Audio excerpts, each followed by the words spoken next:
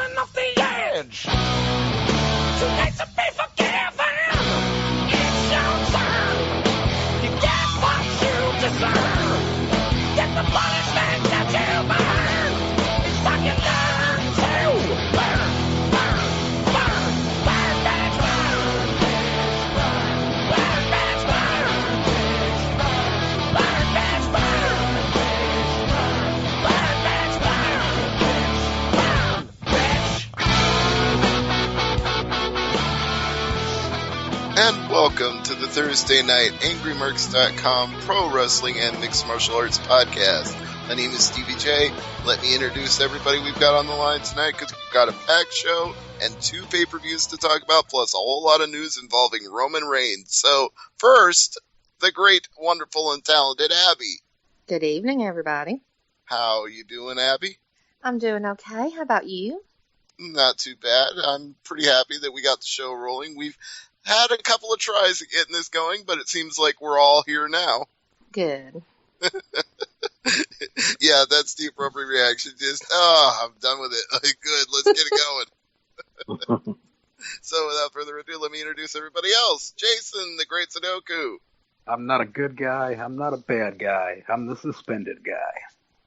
And yeah, that guy we'll be talking about quite a bit. So let's get to the main guest on the line this evening from Pancakes and Power Slams, a writer for Sports Illustrated. It is Chris Featherstone. How are you, sir? I'm doing well tonight, and you can believe that. Well, I really do want to delve into why we're all making Roman Reigns jokes, but I think we have to start with Money in the Bank first. But I want to go back even further than that before we get into it. I want you to give everybody your background on Pancakes and Power Slams and being a wrestling fan. Oh, goodness. I've been a wrestling fan my entire life.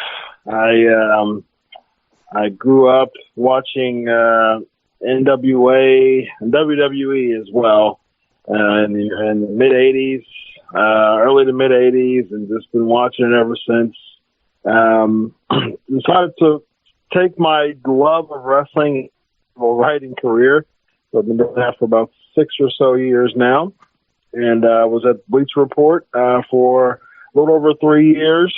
That led me to a spot on Sports Illustrated. Been writing there for 7 months, and for the past 3.5 months, I've been writing for Fox Sports, all freelance work, and I'm just totally blessed and honored by the opportunities. I just wrote a piece actually yesterday about Jake the Snake Roberts. You can check it out on Fox Sports.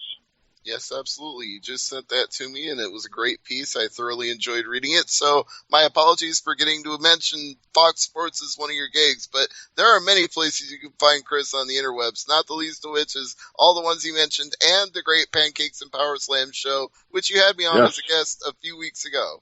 Absolutely. It's over 4 years strong now. I've interviewed over 40 people, and I got Adam Rose next Tuesday. Oh, that's going to be fun. Now, isn't he going by Aldo Rose these days? Aldo, yes, Aldo Rose. Absolutely. So what did you think of that whole flap when he put up the T-shirt with his mugshot on it and then had to take it down? Here's the thing, and I talked to him on the phone a couple of weeks back, and he gave me the go-ahead to lay it out and ask him anything, and so I shall. So we'll hear from the quote-unquote horse's mouth his take on that. My take on it is that, he's in the point where he lost his job for the WWE based on a few mistakes. Mostly, he's a family guy, it seems like, and he got that yank from him. So I'm sure that he's in a psychological spot that caused a bit of desperation and need for attention, and there's where the mugshot T-shirt comes in. Yeah, I think that's understandable, that he feels some pressure to make the best out of a bad situation, and he tried to capitalize on it. I just think some people may have felt it was in poor taste, but a lot of things that happen in wrestling, as you're well aware of, are poor taste. It's not like that's the first time. Hey, it's his mugshot. It's not like he's posting someone else's. Can't argue with that. Not at all. So let's move on from that to Money in the Bank. Chris, what did you think of this show on the whole? I think it was a solid show. I mean, there were some errors, but I think it was a solid show. It's sad to, it's sad to talk about the standards that I have about a WWE show nowadays, because they're relatively low. So based on those standards that aren't high, it's met those standards and exceeded a little bit. I think the action was pretty good. I think it was a pretty good pay-per-view from a competitive standpoint. But, there were so many things that were pointless, and just pointless spots.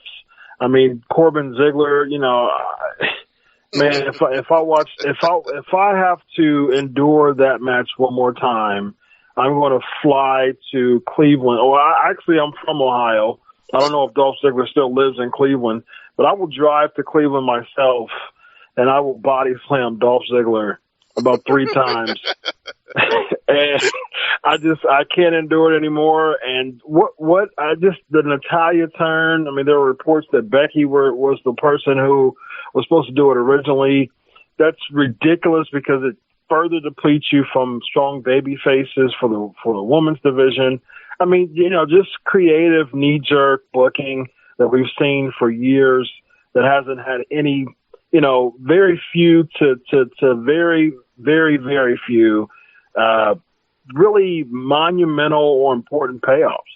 Can't agree more. And I especially key on the fact that you said, by the low standards I have, it was a good show, because that was my reaction at the end of 4.5 hours. Like, well, I didn't think too highly of this going into it, so given that I expected nothing, I got more than I expected. But let me roundtable that and circle back to you, Chris. So, Abby, give me your thoughts overall.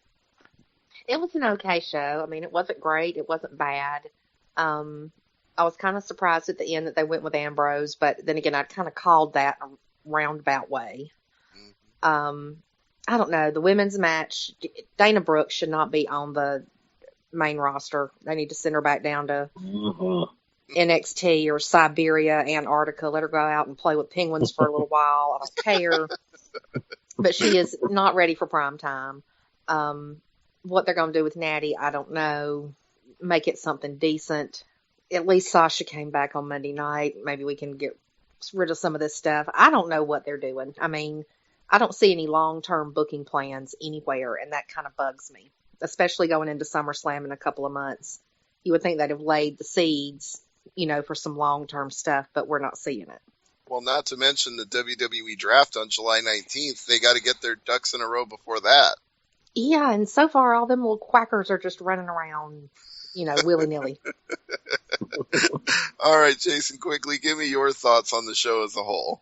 Sure, and everyone's been kicking around the phrase low expectations, and yeah, I am the penultimate for having low expectations for WWE. With that said, this has been the best WWE network event or pay-per-view of 2016, and it really says something about a company when a show like Money in the Bank is a better show than WrestleMania, your marquee card of the year.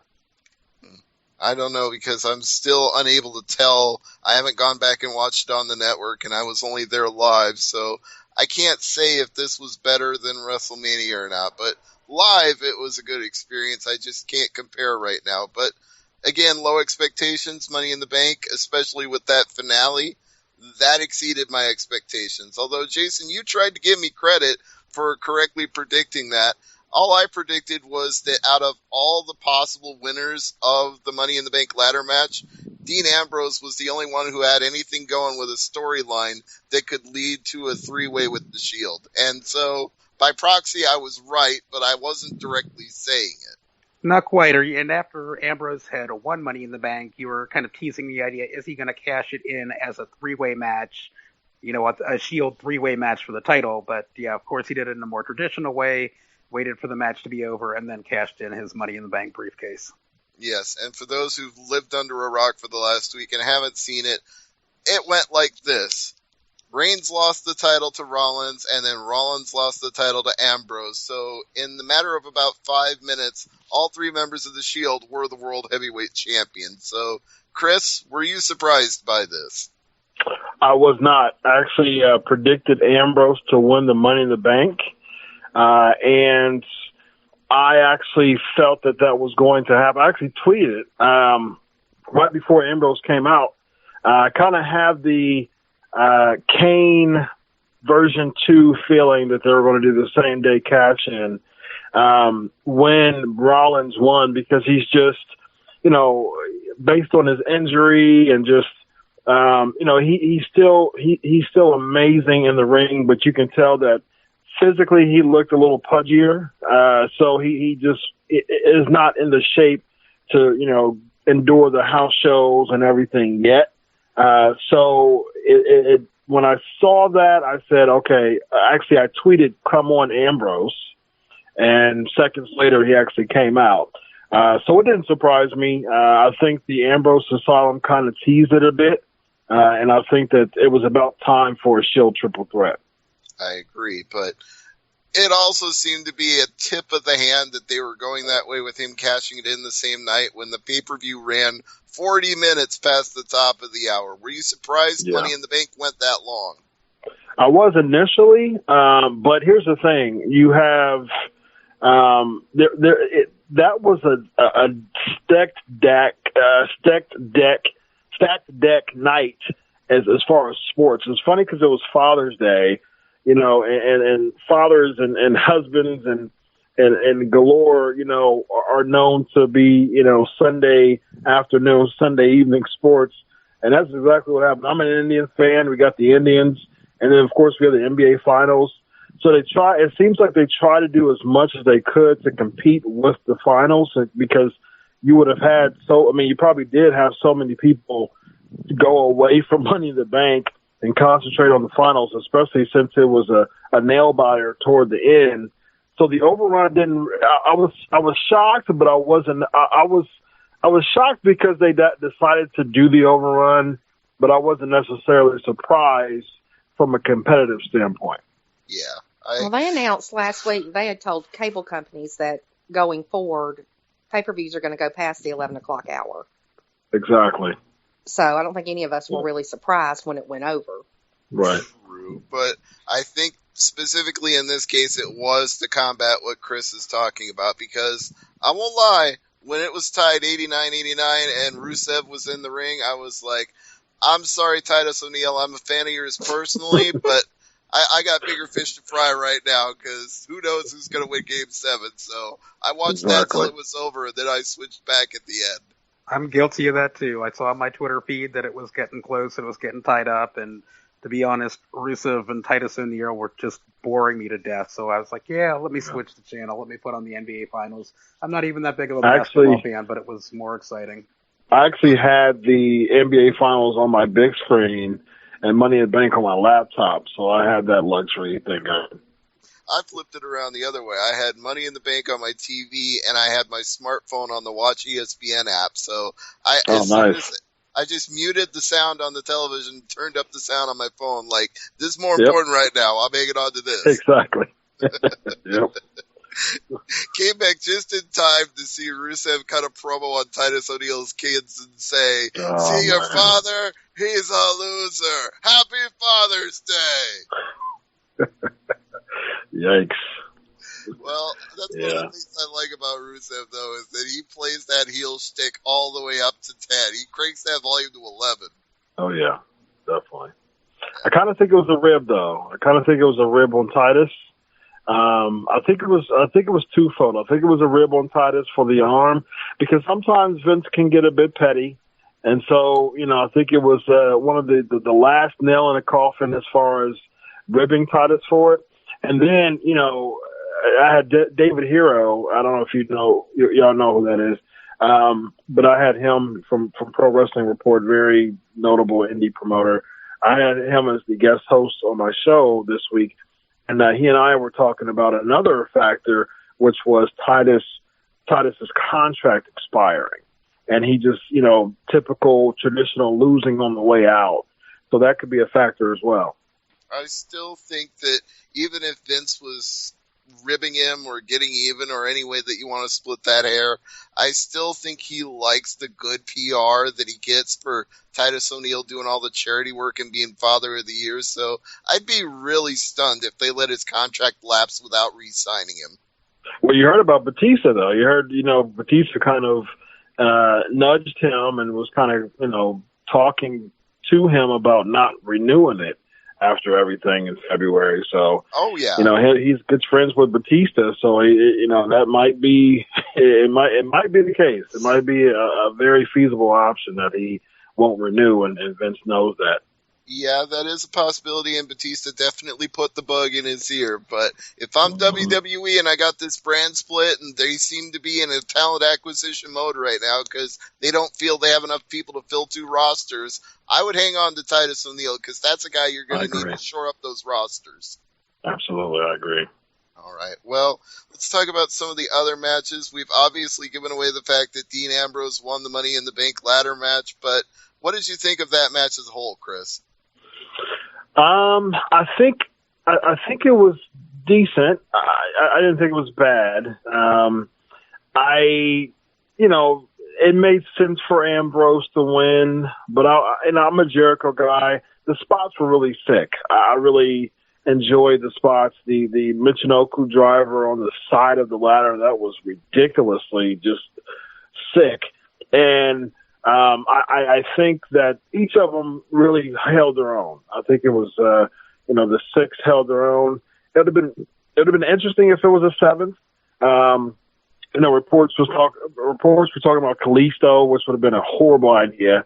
But it was interesting. I think it did what it was supposed to do, and I was okay with Ambrose coming out. It just would have been so much sweeter to me if Jericho would have pulled it off. Well, my goodness. I would have stopped watching WWE altogether if Jericho had won Money in the Bank. I think he deserves it. I think it's kind of like a job well done for his career and one more run. I think, because especially with this Bozzy thing, it'd have been perfect for him as far as the absence of him. When he comes back, he could have just cashed it in. Well, I think that's why we were all rooting for Kevin Owens to win, though, is because Kevin Owens can be such an egomaniacal jerk that he would lord it over everybody at every show instead of being away for 7 months. Yeah, that's funny as well. I just don't think that they have enough character development. And I know you and I, Steve talked about this when you were on my show. That is one of my biggest just criticisms of the WWE is their strong sense and their strong lack of just developing a character. Now, we call Kevin Owens a heel, but he gets cheered by over half of the crowd. So how does that help his character as a heel? Heel is supposed to get booed. You're supposed to get antagonized. If half the crowd's cheering you, that doesn't really make you a heel. You know what I mean? So I think the character development needs to drastically improve when it comes to creative and building people to make people rally behind them or fully cheer them. There's not many of that in the WWE, like a Baron Corbin or Rusev. Those are pure heels. People, they don't have they're just not likable, and they are antagonizing. They have a lot of heat. There's not a lot of heat behind Kevin Owens, which makes his character not as strong as it should be. I have to disagree. I mean, Kevin Owens gets cheered by the fans, but in the blink of an eye, he can say something that will get the fans who were just cheering him to start booing him. He's just that talented as a worker, both in the ring and in the psychology that exists between the fans and what's going on in the ring, that even when he comes out to these cheers, he's able to turn around and, like Stevie's saying, he could have lauded this, I've got the Money in the Bank briefcase, and these fans who were cheering him 5 seconds earlier would suddenly be booing him. I think part of the problem as well. They'll cheer him again by the end of the end of the match. That's the thing. When you're a heel, and I'm sure that each of us have watched wrestling enough to really understand the art of a heel. Like Kevin Owens is an amazing athlete. Like, why am I going to boo someone who puts on a 5-star match and within a show? Like, when you have heels back in the day, like Jake Roberts, when he made his heel turn, he came in as a heel. His entrance was heelish. His mannerisms were heelish in the ring. When he came out of the ring, they were heelish. It was kayfabe all over the place. Now you have these heels like Seth Rollins and Kevin Owens, who are amazing athletes. Why am I booing them? Because of something they just said 5 minutes ago that I'm going to forget by the time I watch their match? That's what I mean with the character development. It's lacking tremendously. And why am I booing Chris Jericho for something he did 20 years ago? He wants you to drink it in, man. The thing with character development is, my whole thing is the loss of kayfabe and the problem with having this PG and PC atmosphere over WWE especially, is that a heel 20, 30 years ago would not be out there on a stage with Coleman for the Cure dressed up in a pink breast cancer shirt. Very true. They would not be out there, with the Orlando thing. No, they wouldn't. The whole thing with a heel is they have no redeeming qualities. Kevin Sullivan is the perfect mold of a heel. The man was smarmy and slimy and just satanic. No redeeming qualities. You hated him from the time his little 3.5-foot body came out that curtain until it went back to the curtain. Yep. They even had separate locker rooms. Yeah, Buddy Jack Roberts didn't like him. Michael Hayes didn't like him. Mm-hmm. Gino Hernandez didn't like him. Bobby Heenan. Yeah, Bobby Heenan didn't like him. And it was easier in territory days to pull that off because you had smaller groups of people traveling to different areas of the country. And now it's like everybody travels together. Kayfabe is dead. We can all travel together and be seen together, and we're all a group trying to do all these group activities together. Right. There's no delineation anymore between who's good and who's bad. And you have a face and a heel. You have a face and a heel in an episode of Ride Along. Yeah. Riding together. And especially the worst part is when they put it up on the network and say, the actors portraying these characters may not, feel this way in reflect, real life. Right. Exactly. Yeah. Very, very good point, Abby.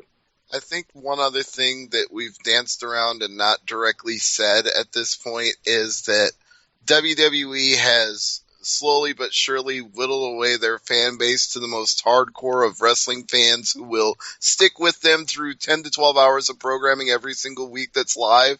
And when you do that, when you get down to the hardcore fans, you're getting down to the people who are going to cheer for heels no matter how heelish they act.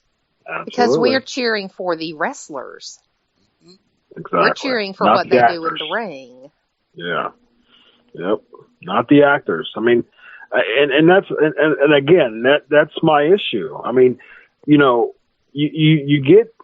start to see diminishing ratings when you play to the house.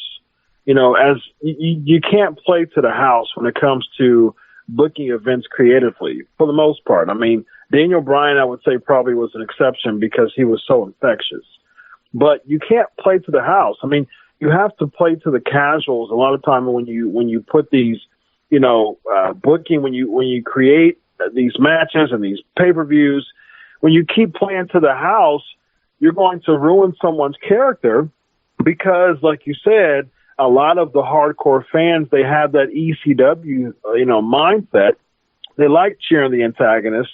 They like cheering the heels. They can relate to not liking their boss at work. They can relate to, being defiant. You know what I mean? So that's who the people who they cling to. And, when you're not playing to the casuals, when you're taking people away from the product instead of bringing people to the product, you have just a bunch of chaotic and confusion when it comes to actual characters, because no one is strong enough as a face or as a heel right now. I mean, there's when you get to pure faces, I would say maybe Sami Zayn is a pure baby face. I don't hear any boos from him, but they haven't spent the time to really develop his character strong enough to make everybody rally behind him. So it's such a conundrum when it comes to the strength of characters for someone to fully rally or fully jeer someone. And I think that's to the demise of the product is the death of kayfabe.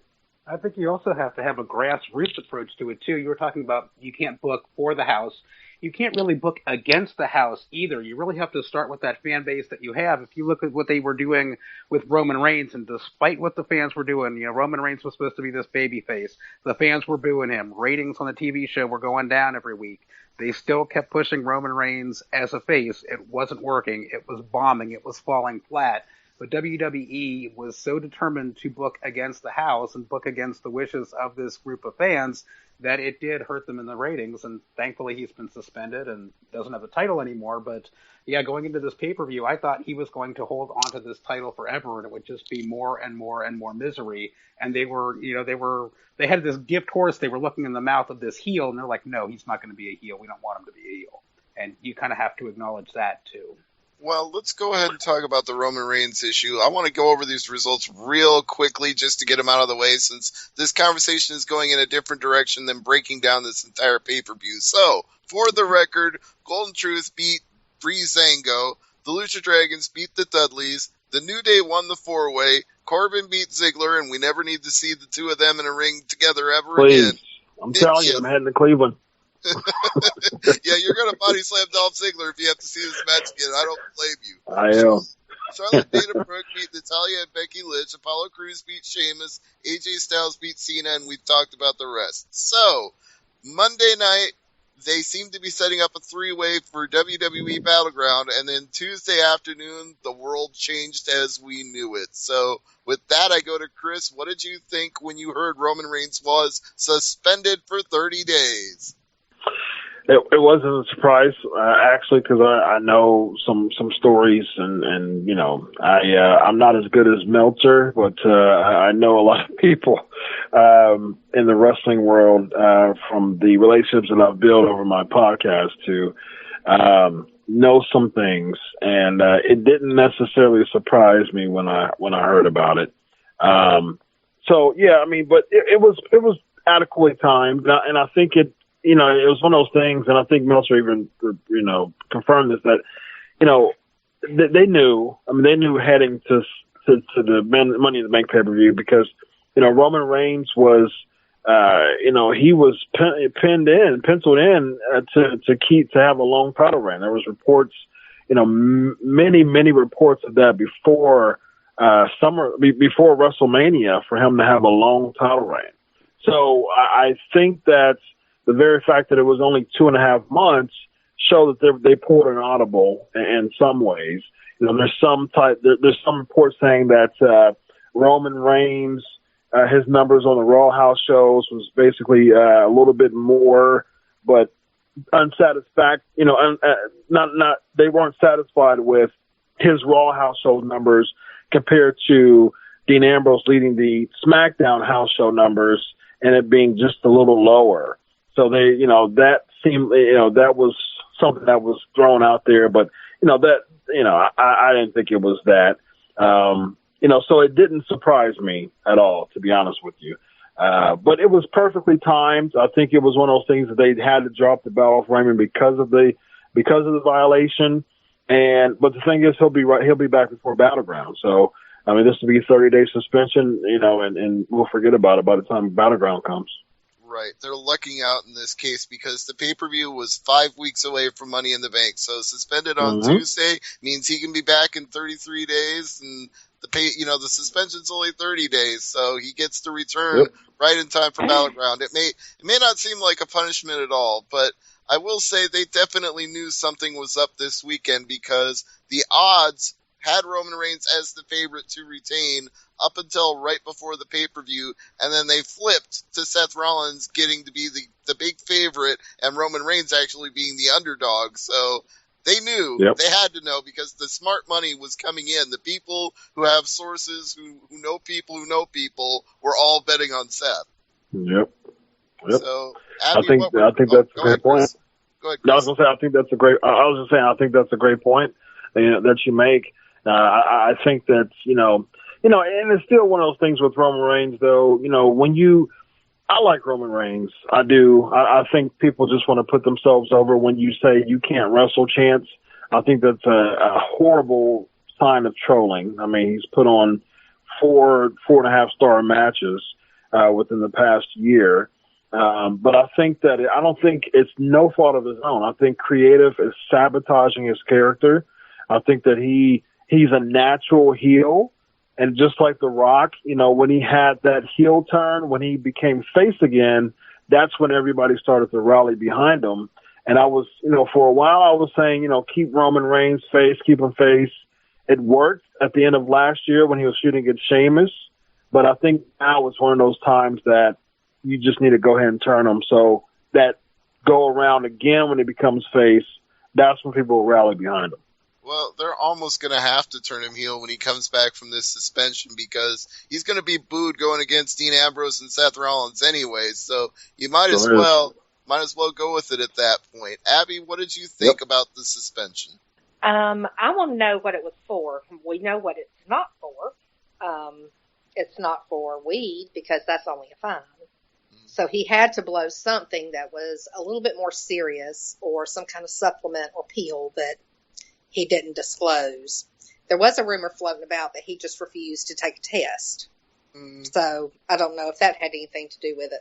Well, I don't know if it's like USADA and mixed martial arts where they can automatically flag you for not taking the test, because they definitely can in that case. They can look at a fighter and say, if you don't pee in this cup right now, you failed the test. That's an automatic failure. But that's how Hornswoggle failed his test. Yep. Well, with Hornswoggle, I almost buy his defense that he couldn't produce enough bodily fluids at the time they requested, because he's a very small man and probably has a very small bladder. So I actually buy that coming from him.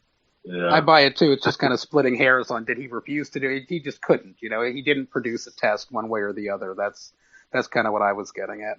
Yeah. Well, if Roman refused to give a test, then I guess that is a failure. But they aren't saying what he failed for, and he isn't saying what he failed for. There was that one, and where he went to spear Seth against the guardrail, saying that they pulled him because he went back into the ring to fight when the doctors were saying he had a concussion. That seems more like the kind of thing they would fine you for like, you're being reckless. Here's a $10,000 fine for not taking care of yourself and others. I don't think they'd suspend him for that. I don't either. So it's got to be something that he popped somewhere. Well, here's the thing. You say that weed isn't a violation, but you never know. He might have been, he might have been popped for weed a few other times. This might have been the 30th day of, hey, listen, we're going to suspend you because we've tested you a few times and you tested, positive for weed. We need you to go ahead and, lay that down. That's possible. But Roman doesn't really strike me as a smoker. He doesn't give me that Brian Kendrick kind of vibe where he'd rather choose pot over his career. No, I guess I'm the one who's surprised by him being suspended too, because I don't follow the Vegas lines or anything like that. And yeah, I really thought, as you were saying, Chris, that he was going to hold the title for a long time. So yeah, seeing him drop the title was a huge surprise, and then hearing he was suspended was an even bigger surprise for me. It's like, wow. Yeah. Yep. And plus, they knew going in to the event. I think it came out today that they knew several days in advance. Mm-hmm. They definitely knew before the picture. Yeah, it's timed. Yeah, for him to drop it at the paper. I said this on my show. It's kind of like the Randy Orton treatment. I think it's one of those things that you kind of tend to be a little bit more favored when you're higher in the echelon.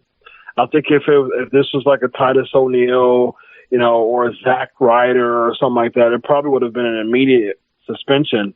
But since Roman Reigns is so high in the pecking order right now, they kind of had to time it right, kind of like what they did with Randy Orton a few years back when he was popped, that they kind of waited until this angle was over, then they suspended him when the time was right and brought him back. That's what I'm feeling with Roman Reigns, too. Yeah, they didn't do him like they did with RVD, where when he got pulled over for smoking pot in the car, they pretty much said, yeah, we're taking the title off you right now, effective immediately. They at least gave Roman the graceful exit. Yep, exactly. So I think the bigger question here is, how does this play out for Dean Ambrose going forward? Is it a 1-month title reign? Does it help him? Does it hurt him? What do you think, Chris? Here's the thing. I don't think there's a lot of money in Ambrose, to be honest. I don't think and again, I'm thinking outside the house. I mean, it's important, and I agree with you. I think Jason, you said as far as playing for the house, I agree with that. But I think when you're pulling the casuals in, that should always be the goal of the pro wrestling product. Right now, you got around 2 million subs right now for the network, and I'm sure that they wanted more over the past few years since its inception. And I think when you keep playing to the house, you get people kind of willow away from not being interested anymore. Now, the way to play to the casuals is you have to have that big market name, that crossover name. And of course, the only one that's suitable for that right now is Brock Lesnar. So you're going to bring in Brock Lesnar back at SummerSlam. He's clear, he's confirmed to come back, barring, passing the medical test. So you have Brock Lesnar who's going to be your marquee guy. Now the question is, who in the WWE right now is suitable to have a marquee, biggest event of the summer, second biggest pay-per-view, main event against Brock Lesnar? The answer is not Dean Ambrose, because their first match was very underwhelming. Really, the only answer to that makes sense would be Roman Reigns, because, Reigns, Lesnar won, it was very good. It surprised a lot of people, and there's unfinished business, so you have a lot of material there. Oh, I would totally play to the house and one-up you on that and say there's a much better match with Brock Lesnar than Roman Reigns. You get Brock Lesnar, you put him in the ring with Shinsuke Nakamura. That is going to blow the roof off the sucker. That's an attempted murder. No, I don't. I'm sorry, man. I don't. Here's the thing. I would say that Shinsuke Nakamura is probably one of my top 3 favorite right now. I am like Shinsuke Nakamura makes me feel that larger than life feeling again. I love Shinsuke Nakamura, but it's, again, man, you just, that's not how you bring casuals in. That's not how you make it that box office feel. I would have to disagree, because I think when you get your diehard fans who have been talking bad about the product because they've been pushing guys like Roman Reigns as a face, once you get your diehard fans to start talking good about the product when they're putting on good matches, the diehard fans are talking about the good matches, they're telling their friends are telling their friends, word of mouth is going to spread. It's going to be a grassroots type of effort. And yeah, I don't think no matter how much you try to put Brock Lesnar in there with somebody that you want to be big, unless somebody is buying that opponent as someone who's credible, it's just not going to work. But you've played to the house for about a decade now. And it's not just the Roman Reigns issue. It's a not caring about the casuals for the past 10 years issue, which has continued to diminish, ratings. You've lost about 7 million viewers in the past, dozen years. That's totally not, of course, that's not a Roman Reigns thing. And if, you can factor in John Cena if you want to, but, there's different viewpoints on John Cena. But again, it's who's going to have that box office. Now, me personally, Shinsuke Nakamura against Brock Lesnar, I will drive to wherever that is and look at it live, because that's going to be an absolute clinic. I love the match they had in New Japan. But I think, when I think of wrestling, I think as a traditionalist, what is going to draw people back into, that field? Who has that box office look? Shinsuke, yes, but he's definitely not going to be ready in 2 months from a WWE type of, fiber standpoint. Now, if you want to book that match, in 2017, Royal Rumble or even, someone like a Survivor Series or something around there, do it. I think it's going to be awesome. But you just kind of, to me, I think you just kind of have to think a little bit more broadly. And right now there's material for Roman Reigns and Brock Lesnar too, because the first one didn't end in a conclusive finish between those two.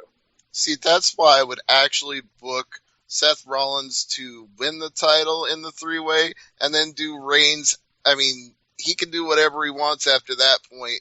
He can feud with Dean Ambrose or whatever, but I do Rollins and Lesnar because both of them lost the title without being pinned, and that's your casual match right there to draw in the casuals, is who is the true world champion, who of these two guys can pin the other.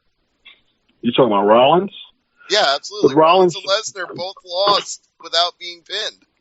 But Rollins had the belt for 7 months last year, and the numbers did not do anything. I think that Rollins, including a match against Brock Lesnar. I think the way that Rollins has been built up for this return, and Abby and I have talked about this on previous shows with the WWE 24 special and how hard the guy has been working to return. I think his numbers could be bigger this year, and you got to at least try. It's something that's an untapped potential, and I believe they could tap it. As a babyface, perhaps, not as a heel. His heel run last year was not good. And I think he can have people that rally behind him as a face, kind of against all odds. But, when they went against each other, I think it was, what was the pay-per-view last year? It was right before the one that the Undertaker came back. So it was Battleground last year, I believe, was the main event between Brock Lesnar and Seth Rollins. And, that match didn't have a big fight feel to me. It's like Brock Lesnar's going to destroy him, which he did for a lot of the match. There were some flurries that Seth Rollins did. But I just think, I'm an Andre Hogan guy. I mean, that's just, the traditionalist in me. I'm an Andre Hogan guy. So I think of big match appeal. I think of box office. I think of psychology. I think of, who looks the part, as far as putting these two people on the marquee and people saying, there's some interest there.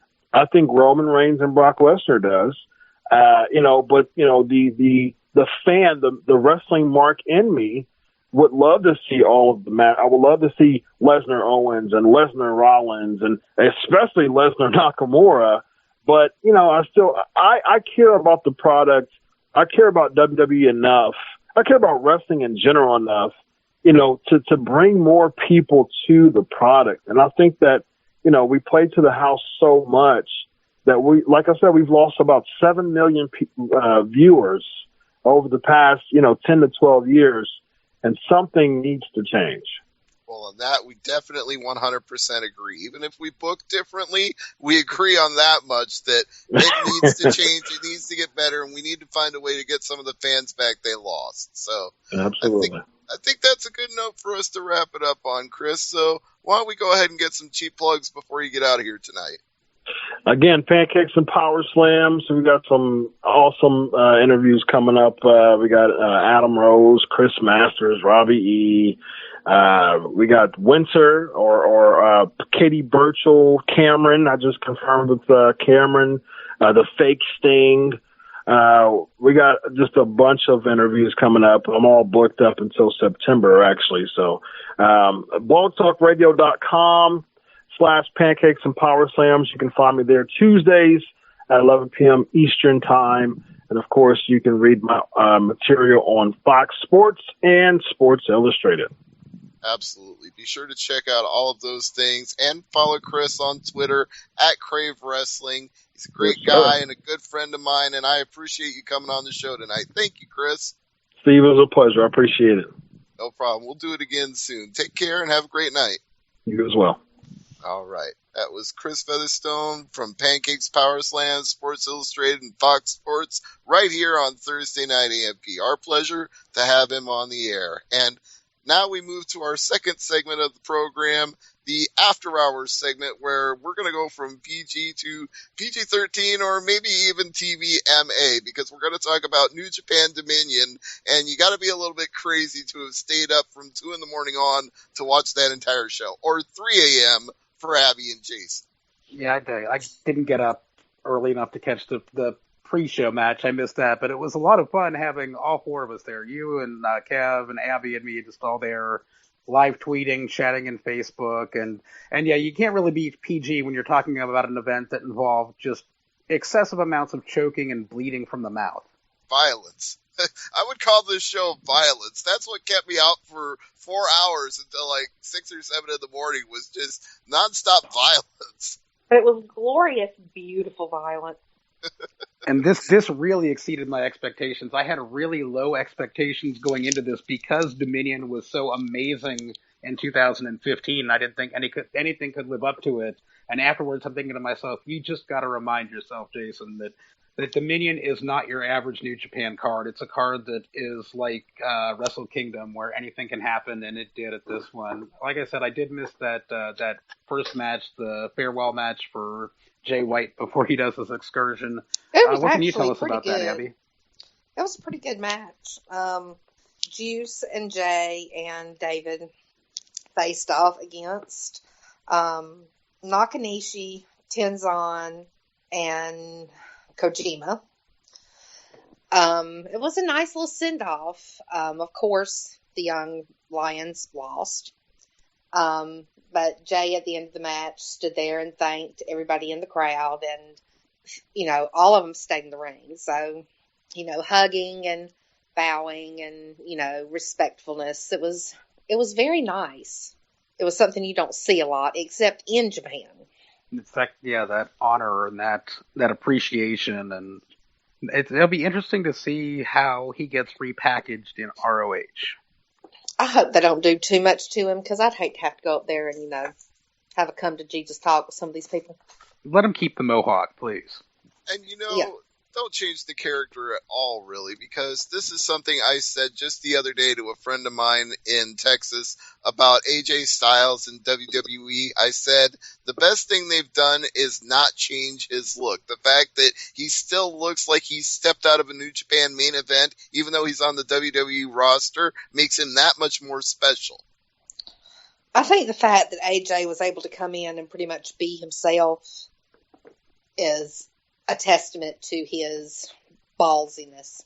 True. And I think when we talk about strong characters, which was something Chris really focused on tonight, I think AJ's character has gotten stronger since the heel turn. Yeah. Because white meat babyface just isn't going to work.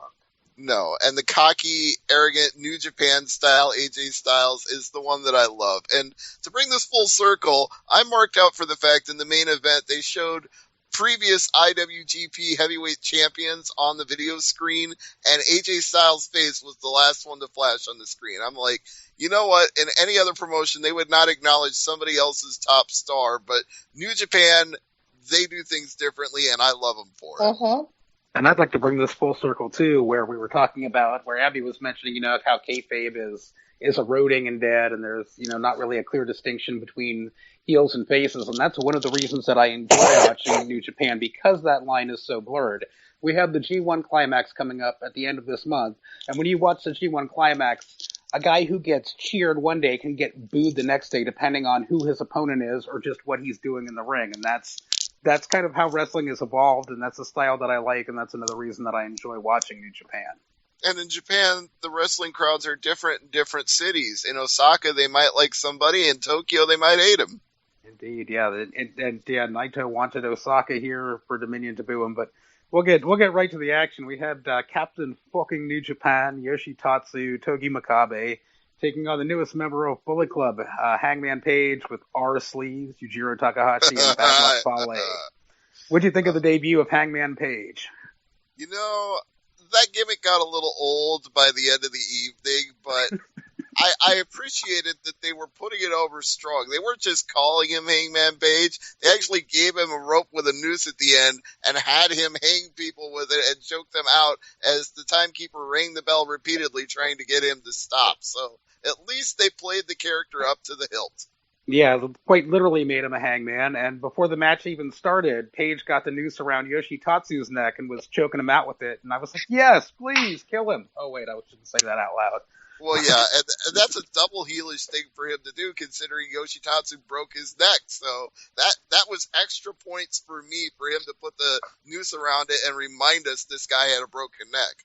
There was that, and I was really impressed with that shooting star press off the apron that Paige did to Captain New Japan out on the floor. That was just sick. This was, I would say it was not an important match, but it was a fun match. It was, yeah, this was one that we knew how it was going to end. Captain New Japan ate the pin. Hangman Page was the one who ended up pinning him. I think this was also the point where I first became aware of the fact that Shinpei Nogami was going to lose his mind over and over again throughout the night. And the more I heard him do it, the more I just kept messaging you guys like, is he going to lose his voice? Which is funny because that's one of those things that, yeah, having watched it for over a year now, it's one of those things that just kind of becomes background noise and just accepted second nature to me. So it was really amusing to see you texting us going, wow, this guy's really losing his shit. That's because I listened to it so much with English commentary when I would rip the torrents. I wasn't getting all this wild, crazy, live New Japan 2 in the morningness of him. But yeah, that's there. Anything you want to add about the commentary or about the first match, Abby? I'm trying to actually get into my computer right now, which I'm not having. I have rubbed all of the things off of all the letters off of my keyboard. Uh-oh. Mark of a true writer there. Well, the mark of a true writer on mine would be the E key keeps popping off of mine. Yeah, my / question mark key has popped off of my laptop that I do most of my reviews on. But yeah, after the match, we had Hangman Page once again got out his noose, and he choked Captain New Japan with it, which was just brilliant because Captain New Japan getting choked is a good thing. Yeah, nobody was going to complain about that. Certainly not Jason. No, and yeah, what did you think of Captain New Japan and his Bullet Club Hunter gear? I was amused by it, although I knew it would mean absolutely nothing. I mean, he can say he's hunting the Bullet Club, but in reality, they're hunting him. You know, he's not going to get any further with that shirt on than he was before. Yeah, no, you could be hunting the Bullet Club, but they're the ones bitch slapping you down around every corner. You know, it just reminds me of something that, as much as we hate to give John Cena any props for anything, when he handed AJ the 2 different contracts and said, you can sign this one and you can be a man, or you can sign this one and the club can come out, but I'll just beat all 3 of you and prove there ain't no bullets in your gun. I kind of popped when he said that. I kind of popped when Lita said Bullet Club on the pre-show for Money in the Bank. And then she caught herself. And then immediately corrected herself. Yes, it was great. I had to immediately tweet that. I'm like, Bullet Club. That's going to keep happening. Yeah, they're too well known at this point. I mean, Bullet Club shirts were a thing long before Styles even came in, so it's not gonna. You can't put the genie back in the bottle now. Yeah, I mean, even before that, they had the old logo with the Finn Balor Bullet Club shirts. So with the Prince Devitt, I should say, Bullet Club shirts back in the day. But yeah, we'll move on from the Bullet Club to Los Ingobernables de Japón. We had Bushi and Sonata taking on Mild Tacos, Yoshihashi, and the man with no neck, Tomohiro Ishii. This was another fun match. And again, not important in the grand scheme of things. I think you could feel like up until about the halfway point in this show that none of these matches really mattered. Maybe the 4-way, and we're going to get to that in a little bit, but it struck me like I was watching a well-booked show because each one of these matches was just there to give the crowd something to do and us something to watch and building up to the bigger things later on. They weren't going out there trying to steal the show like you get with some of the pre-show and early matches in WWE where guys think they have to go out there and prove themselves. It's like, nope, Ishii and Yoshihashi were just doing what they were supposed to do, and Bushi and Sonata were doing what they were supposed to do, and none of them were out there trying to steal the show away from Okada and Naito. They knew their role and played it. They weren't, and yeah, the opening match was an opening match. It knew its role, but what kind of had me saying, oh, this isn't your typical New Japan show, this is Dominion, was the fact that Yoshihashi and Tomohiro Ishii ended up winning the match. Where you had Yoshihashi and Ishii both slap on simultaneous submissions, and it's like, oh wow, after getting tapped out match after match after match after match by Sonata, look, here's Yoshihashi doing some tapping out himself. So it was good to see him get his comeuppance there, and that was, which is kind of your classic, babyface getting beat down and then finally, getting his revenge and extracting his revenge. And it was perfect because he had been beaten down so long, he almost didn't seem like he could beat Sonata. And when he comes around and does it, it's like, oh wow. Yeah, although I remember when we were talking about this in our live chat conversation that morning, I remember saying something to the effect of, I'm surprised, I'm pleased, but I would have thought they'd have done this in a singles match. I'm kind of surprised they paid it off this soon and in this manner. Maybe they still wanted to protect Sonata a bit and not have him tap out to Yoshihashi in a singles match. I suppose so. So they could still do that later, but I like I said, I didn't think it was bad. I was just surprised by it. But I was surprised by a lot of things. I mean, I guess for watching New Japan live for the first time ever, that was a good thing about it. Was I did not expect this many title changes or this many surprises, and they kept surprising me. And I think this was the match where Abby added Tomohiro Ishii to her Christmas list. Did you, Abby? Yes, I did. There you go. So if you want to know what to get Abby for Christmas, the Stone Pitbull, the man with no neck, Tomohiro Ishii. That or a t-shirt that says, stupid Tana, stupid hair. No, I want Kenny Omega, I want Ishii, I want Yano. And, Nakamura, if he can be bound and gagged and brought along with him. Oh, bye. If that's what you're into. Awkward silence as we move on to the next match. We had Hiro Okigato versus Evil in the match that nobody wanted and nobody asked for. The two misfit ragtag guys that don't fit into either of their groups. And what did you think of getting to watch Hiroki Goto live, Stevie? No problem with this. And I guess you're absolutely right that they don't fit into their respective cliques, but since they were in singles matches here and not doing group matches, it seemed okay. Yeah, but now what do? They go to Noah. Well, they're not going to come to Noah because Noah's not going to give us Suzuki-gun, so. Damn it, and they're going to hold on to Yano for a while, too. They need to send Yano home. They can't until he drops his half of the GHC tag titles. Well, I will come over there and yank that thing from him and throw it in the damn river. How about we send the Briscoes over there? They've had every other tag title. They can take those, too. Yeah. There you go. Yeah, make that trade. Anything that you had wanted to mention in this match with Evil and Gato, Abby? I don't ever want to see it again. You just don't want to see either of them ever again. They don't do anything for me. I mean, it's like two big guys who are full of talent, but it's like no one knows where to put them. So they wind up just having these matches that mean nothing against each other, and it gets old. It's the social outcast. I mean, Evil's capable of putting on a good match, which he showed us when he took on Ishii. But yeah, I mean, you really have to match him up against a guy that can work with him, and Gato just isn't that guy.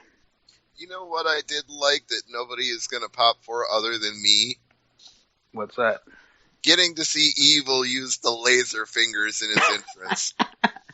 You've heard us talk about the laser fingers. Yeah, so for me that was kind of fun. Like, you know what? This is a cool entrance. Say what you will about the man or his wrestling style or the crushed velvet and the makeup, but just watching this entrance is fun. And the blonde and purple and pink streaked hair. Yeah, I kind of got a kick out of the whole presentation of it. Again, it's the difference between New Japan and WWE. There's just something special about an entrance like that. You won't get it in WWE. I'll tell you where I think a guy like Evil could get over would be Lucha Underground. He would be big in Lucha Underground. His theatrical presentation would fit perfectly into their style. It would fit right there. Yeah, it's not quite New Japan, but it's there. Yes. And yeah, you were talking about the four-way match. We'll get to that now. We had the IWGP Junior Tag Team Championship on the line. Title holders Ricochet and Matt Sydal taking on Roppongi Vice, Beretta, and Rocky Romero. Also taking on Red Dragon, Bobby Fish, and Kyle O'Reilly, and the Young Bucks, Nick and Matt Jackson. Can we stop having four-way matches for this title now? Can we stop having four-way matches? Can we stop having three-way matches? Can we please have just one tag team versus another tag team for this? I mean, this isn't something that you see with the heavyweight tag team title. Don't make your junior tag team championship a gimmick title. Right, and don't change it every damn month. I don't even mind that the Young Bucks won. Okay, fine. I like the Young Bucks. I like all four of these teams. But in the last 3 months, we've had Roppongi Vice, Sydal and Ricochet, and the Young Bucks all as champions, all about, I don't know, well, we don't know how long the Bucks reign is going to be, but it's like each reign has been a little over a month or a little under a month. So why do I have any confidence the Young Bucks are going to have a reign longer than any of the others? Yeah, that's something they tend to like to do with the Junior Tag Team Championship, and I don't know why. I did like how the Young Bucks threw their shirts at Roppongi Vice, and Beretta picked one up, put it on, and then just tore it right off.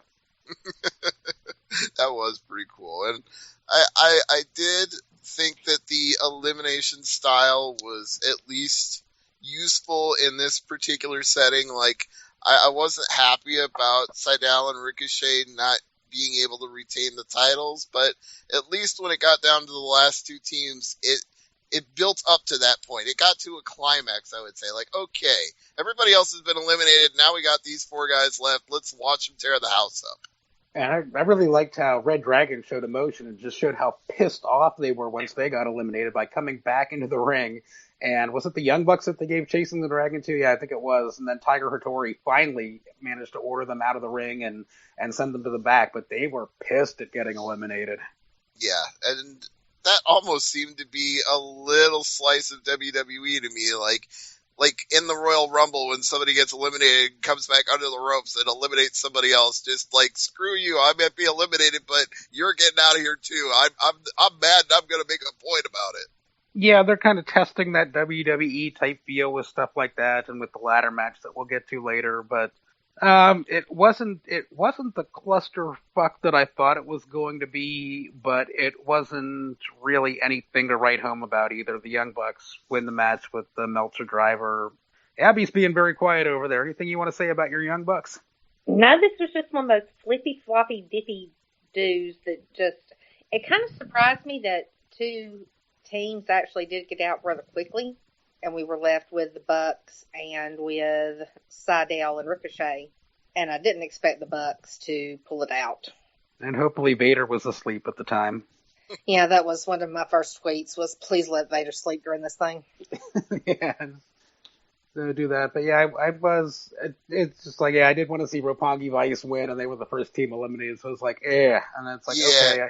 You and I kind of had our buzzkill right at the beginning there, Jason. Like, our favorite team is already out. What the heck? It's like, damn it. Then it's like, okay, well, I'd like Red Dragon. Oh, they're gone. It's like, all right, now it's down to the Young Bucks and to Sydal and Ricochet. And I'm like, okay, let's have the champions retain. And no, they didn't. But it's one of those matches where I like all four teams. It's just I will always pull for Romero and Beretta.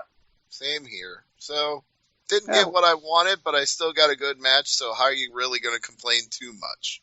Pretty much, yeah. I mean, that was the first title match of many on the show, and it would be followed up by the IWGP Junior Heavyweight Championship between Kushida, the champion, challenging, and Will Ospreay challenging for the title. Right. Now, correct me if I'm wrong before we move on to that, but wasn't there a super kick party after the match was over? Was there? I'm not remembering. Maybe Abby can correct me if I'm wrong. Yeah, I think there was. I think there may have been a super kick party afterward. A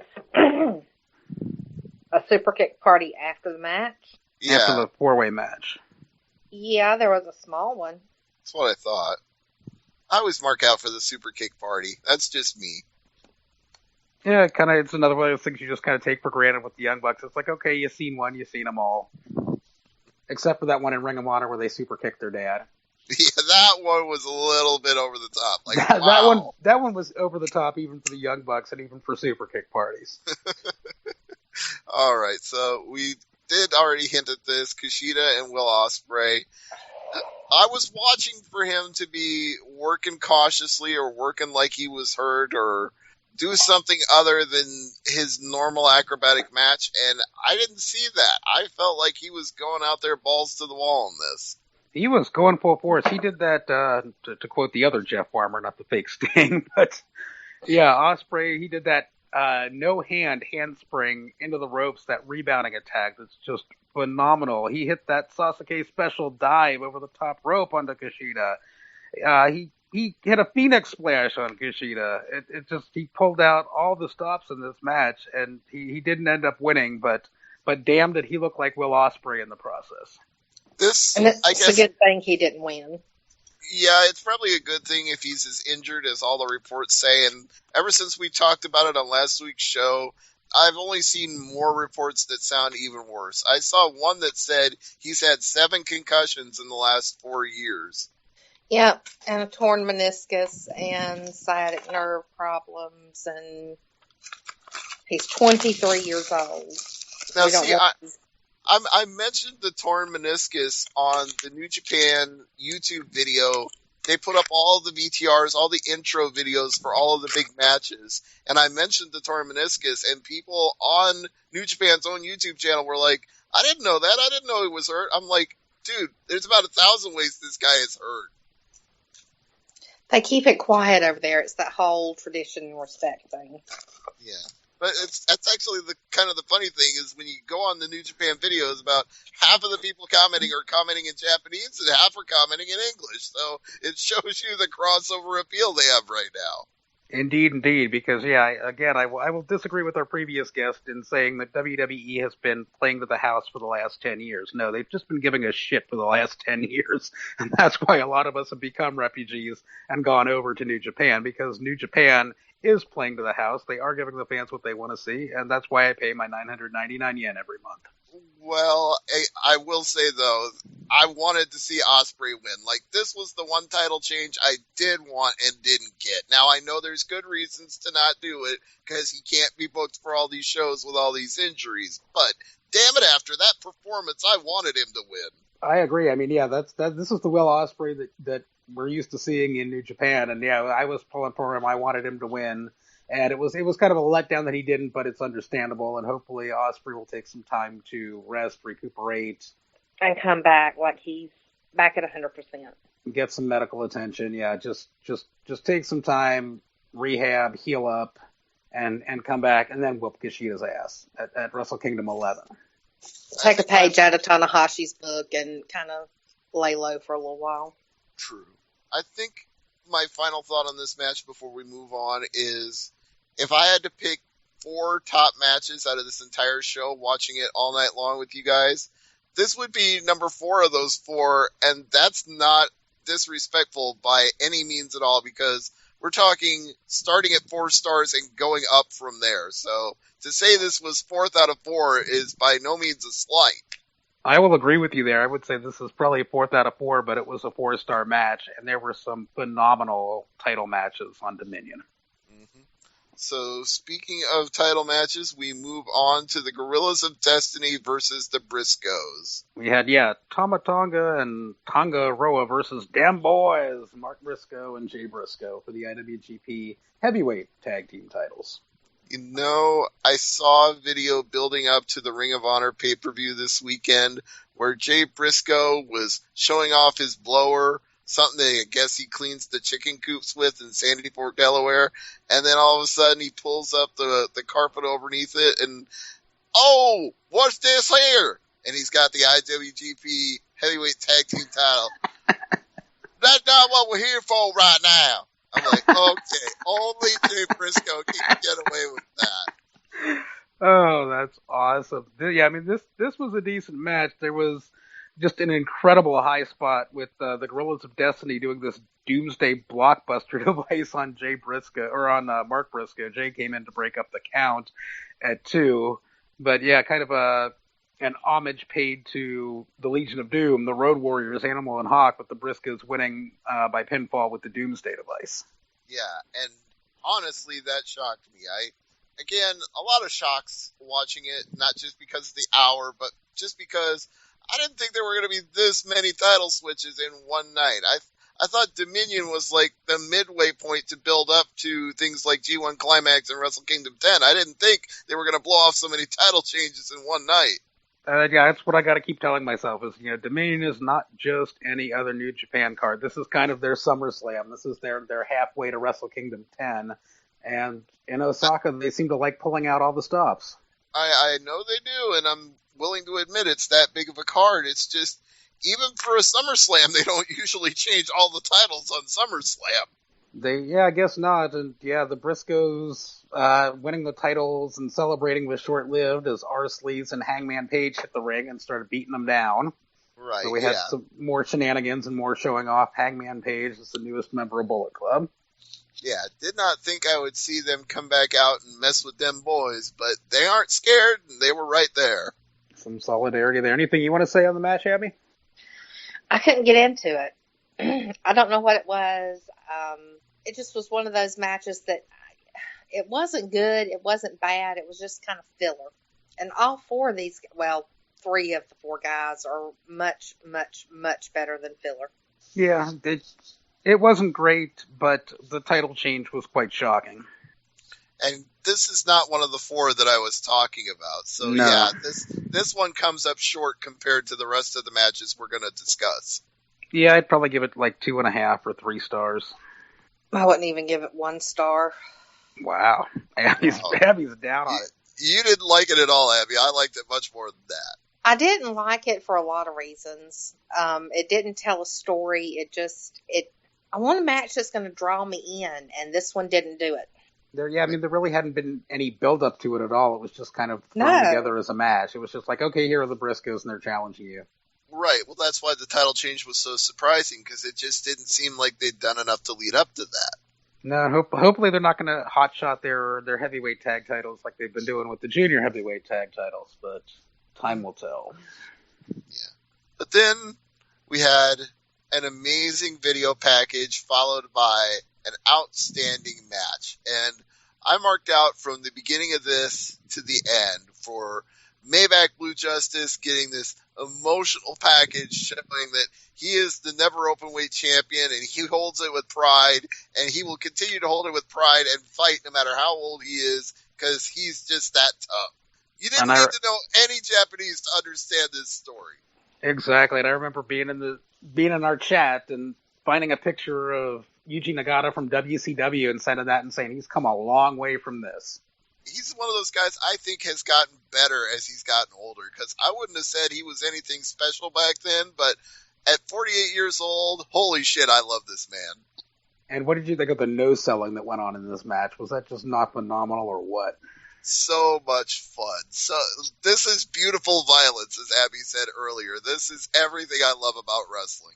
We got to see Nagata lock in the armbar and do the full-on Demon Nagata with his eyes rolling into the back of his head, a la Undertaker. This match was the reason that I love this business. And what happened after this match just, proved that love even more. And yeah, like I said, with Dominion and Wrestle Kingdom 10, it's not unusual to see a wrestler steal the other wrestler's finisher. And in this one, we saw Nagata hit Shibata with a penalty kick, which was pretty cool. It's cool when Nagata does it. It sucks when Shibata does it. I mean, I love the no-selling the exploder, and then Nagata no-selling the German suplex, and then Shibata hitting a German suplex of his own. I love seeing, them try to kick each other's head off. Dude, one of those suplexes, I yelled so loud I thought I was going to wake Michelle up, because that German release suplex, he looked like he crushed his head into his neck. I thought he was dead. Welcome to New Japan. Yeah, it was a thing of beauty, which is why when Shibata won the match with a penalty kick, it's kind of a letdown from action like that. But this was a title change I saw coming, and aside from me not liking Shibata's finisher, this match was a thing of beauty, as Abby was alluding to. Yeah, on the top 4 of 4, this one's number 2 out of 4 for me. Yeah, I would give this one number 2 as well. Okay. Anything you would want to say in addition to that, Abby, before we move on? Let them fight forever. Continue the feud. I wouldn't mind seeing that either. Only with Nakanishi instead of Nagata. Now it's Nakanishi's turn now. It's the other uncle's turn. Yes, the uncle's turn. So yeah, we had in the next match, Michael Elgin challenging Kenny Omega in a ladder match. The first ever ladder match for the IWGP Intercontinental Championship.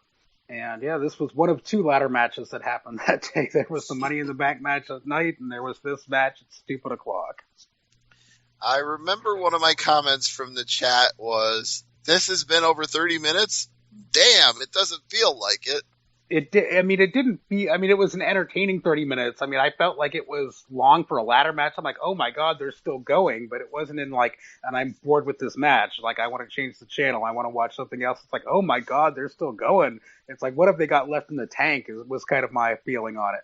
Another thing I took away from this match is how flawlessly Michael Elgin has transitioned into being the Gaijin superstar, the big, muscular, barrel-chested, throwback, earthquake-style wrestler. I adored the visual presentation of Michael Elgin in New Japan. Yeah, he is settling into that role. I just wish he wouldn't be such a baby face and be aligned with guys like Captain New Japan and Yoshitatsu and Hiroshi Tanahashi. It's like, heal him up a little bit more. You know, you want him to be this big, hulking, gaijin monster, then make him a monster. Don't have him hanging out with the baby faces. Oh, just wait until the day where he turns on all of them. That'll be awesome. I feel like it's inevitable, especially if he gets frustrated with, not getting to the top. Like, he's already got the IWGP Championship, Intercontinental Championship, but if he never gets to that next rung, and then he loses that title, he could get pissy and turn on everybody. Elgin smash! Do not like Elgin when Elgin mad. But so it was where funny would you because put this in your top 4, Jason? Where do you rank this one? This is the one I would probably rank number 1. Same here. I'll go with number 1 for this. And, I mean, especially with the Young Bucks tweeting out pictures of them hiding under the ring before the match. And what the hell does Red Shoes do? He checks under the ring and finds them and sets them to the back. And you knew I was marking out for that because I was waiting the whole pay-per-view log for Red Shoes to lay down the law. And there he was, catching the Young Bucks hiding under the ring. They were trying to interfere for their man Kenny Omega, but it was not to be them hiding under the ring, at least. Now, the only thing that it's not a negative, it doesn't diminish this match in any way, shape, or form. But at this point, I had already had my fill of title changes, and I was kind of hoping that Omega would retain here. So I'm not mad at Elgin for winning. I was just a little surprised. I used that word a lot tonight, but it caught me off guard. It's like, for me, it was a pleasant surprise. It's like I kind of reluctantly accept Kenny Omega as the IWGP Intercontinental Champion because everybody else was. I think he has a fantastic character. I think he's a great heel. I just don't think he was doing a lot as the champion. And hopefully without the belt, it'll free him up to be even more heelish, to take the Elite and the Bullet Club to even more heelish heights and get himself over. But it was like, yes, it was like Elgin won. And it was just kind of that feel good moment. It's like, oh yeah, the babyface ends up winning. Wow. I agree, but so many spots in this match, and it went on and on and on. And then, yeah, of course, I liked how Captain New Japan and Yoshitatsu tried to come and equal the odds when Bullet Club was given a beatdown by the Young Bucks, but it was not to be, and they got their asses kicked. And Seidel and Ricochet had to come and make the save. Yeah, I did pop for that too. It's like, yeah, you sent out the B team to do the A team's job. Now the A team has to come bail them out too. They walked right into a super kick party. Yes, they did. This was our second one of the night. But yeah, I mean, that was, as much as, there was interference, the fact that there was counter interference kind of negated that and made it okay and made it added to the match as opposed to taking away from it.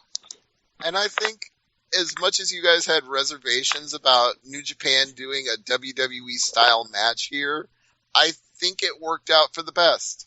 Yeah, I don't think it was bad. They didn't do anything like Money in the Bank where they had the ladder and they bridged other ladders up against it. They just, they had ladders. They did have a ladder crumpled, of course. Oh, yeah, Oh, Omega yeah. took a nice sick bump and the ladder just kind of crumpled. It was just like, ow.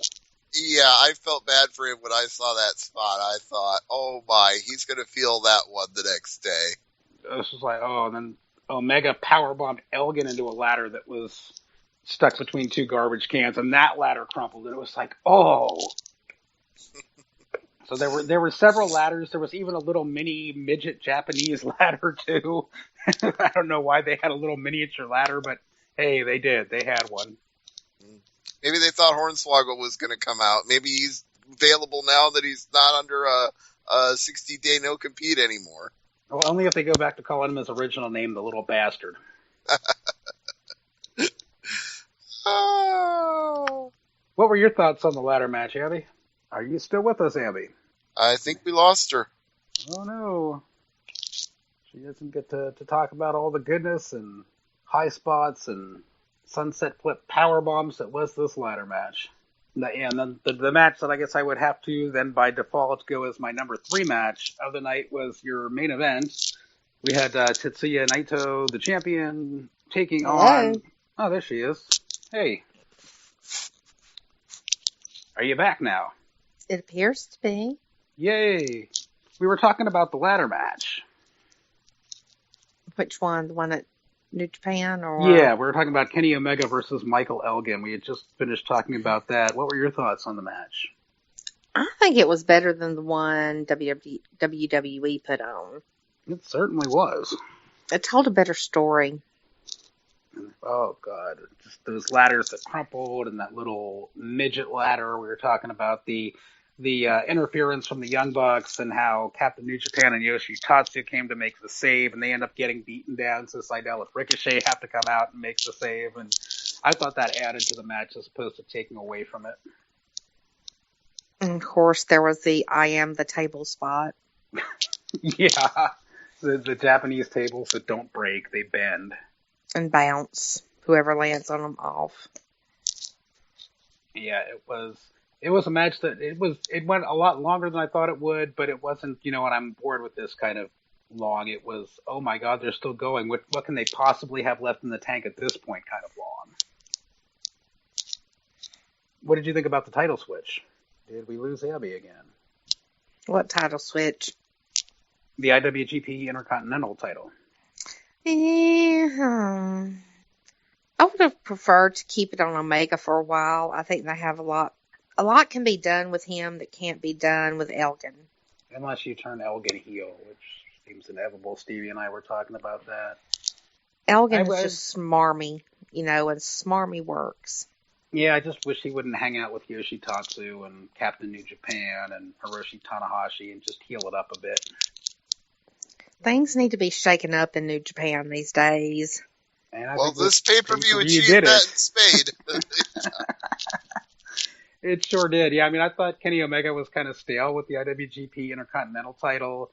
I think, as I was telling Stevie, now that he doesn't have this title, it frees him up to do more stuff with the Elite, to do more stuff with Bullet Club, to be the leader, to take them on to bigger and badder heelish things.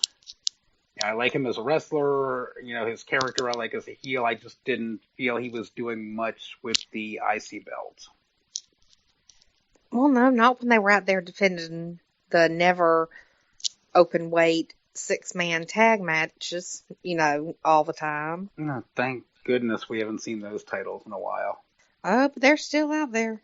Does anybody care about them other than Stevie? I think even I would say I don't care that much after this pay-per-view. The fact that they weren't on it means it's not a big deal. They'll probably be down on the CMLL show. I don't even know who holds the 6-man titles anymore. I could find out. Is it still the Bucks and Omega, or? I think it's Omega and Bucks. That sounds right to me. I'm just checking right now. Yeah, Kenny Omega and Matt and Nick Jackson. So yeah, no rush to defend those titles anytime soon, New Japan. You can hold off on those title defenses as long as you want. All right. Well, I'm just going to go ahead and say right now, the reason that the main event is number 3 out of 4 on my top 4 for this pay-per-view is I feel like Naito deserved more than he got here. And not that he didn't have a good match, not that it wasn't fun to watch, but I just at the point where he was starting to come into his own after winning the title, it was robbed from him. This should not have happened so soon. Go ahead, Ed. Definitely. I mean, Los Ingobernables is the hottest thing in New Japan right now. And the fact that Ghetto and the powers that be are not, rushing that and milking it for all it's worth, I just don't understand it. And it might be an Osaka thing where they wanted to have the babyface go over and the heel lose. Well, this is the argument I got into again on the YouTube channel for New Japan because I was commenting on the video of the VTR intro for this match that Naito's reign should have been longer, and somebody replied to me in English, but Okada is ace. You can't have the ace lose.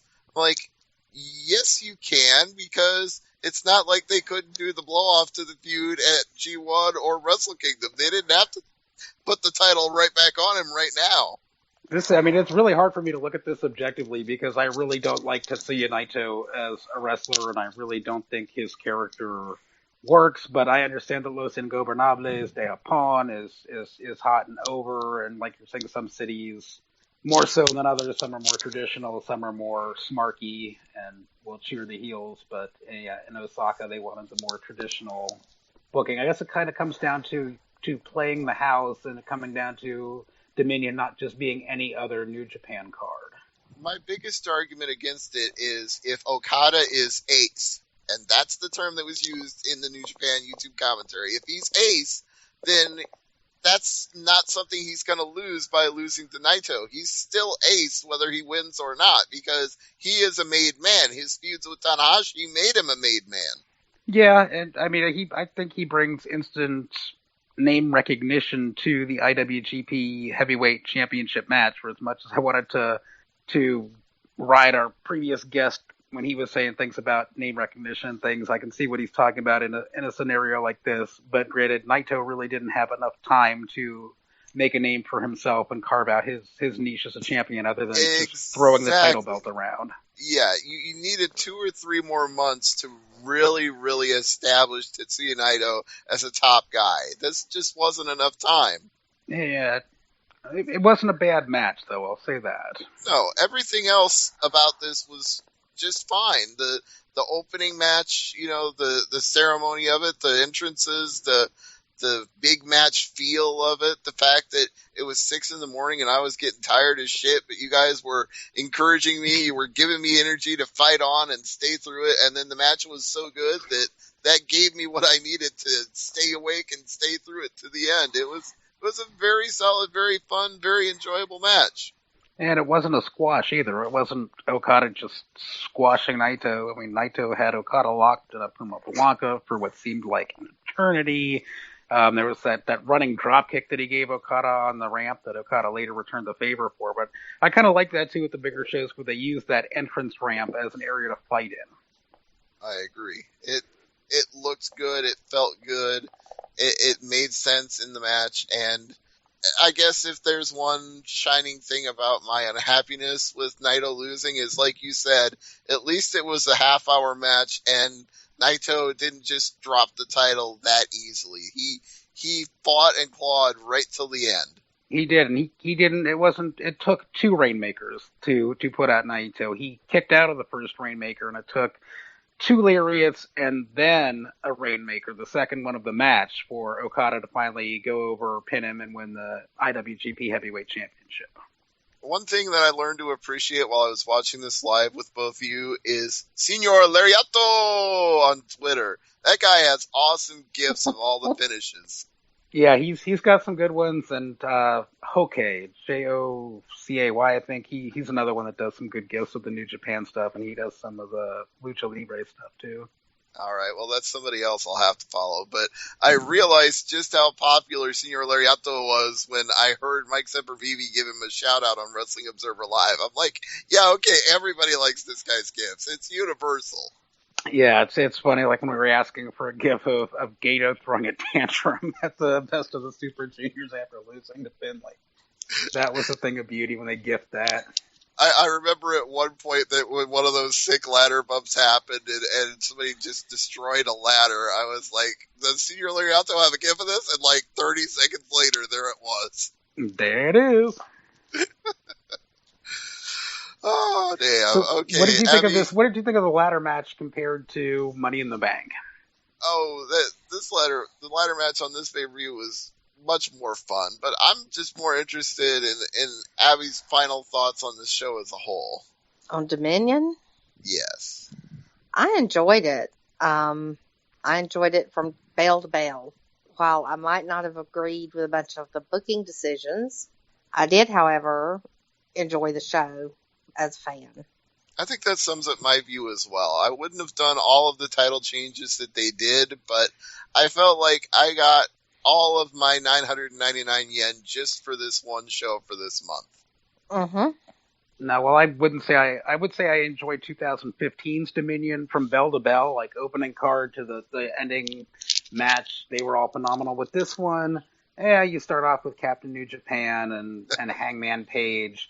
But, I think it was the title switches that had me enjoying this so much. It was the unexpectedness that it's like, oh, wow, Elgin just won the IWGP title. Oh, wow, we have Okada winning the IWGP heavyweight title back. It was the surprise title changes and the booking decisions. I mean, granted, they tended to go the way I wanted them to, but they were also a surprise and kept things fresh. And it didn't feel like your same old New Japan show. No. And I'd say for my introduction to watching them live at stupid o'clock in the morning, I couldn't have had a better one. You picked a great one to start, yeah. So let's do our closing plugs for Thursday Night AMP. Jason, what do you got to sell? We'll start with New Japan World, NJPW World. It's a .com, I guess, .co.jp, whatever it is. And NJPWWorld.com. It's the best 999 yen you can spend in a month. You can find me on Twitter at Great Sudoku. I do live tweet the New Japan events. You can follow my cooking blog at veggiebending.wordpress.com. Yes, indeed. And right now, the yen and dollar ratio, it's really strong. It was down around $9.20 a couple months ago when we were making this plug. It's $9.85 right now. However, still worth it, still cheaper than WWE Network, and still better than Money in the Bank. So, Abby, what do you have to plug? New Japan World, and, all of it's 987 cents in the exchange rate. Because, you can't find better entertainment than New Japan. So definitely check into that. They have a English sign-up sheet now, along with Google Translate.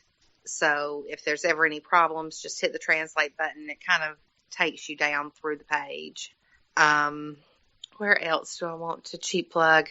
Top Rope Press, where I am around all the time doing show reviews and feature pieces and trying to keep everybody up to date on the news. And with Angry Marks, where here or there, every once in a while, I'll pop up with some kind of editorial piece, which will be full of snark and sarcasm and all those other lovely little things that make me who I am. We love reading them, so the more the better. But definitely check her out on Top Rope Press. Follow her on Twitter at Abby A. You can follow me on Twitter at AngryMarks, and you can follow our producer Kevin at CamNet, and follow our guest Chris at Crave Wrestling. That's Thursday Night AMP. Thanks for joining us tonight, and we'll see you next week.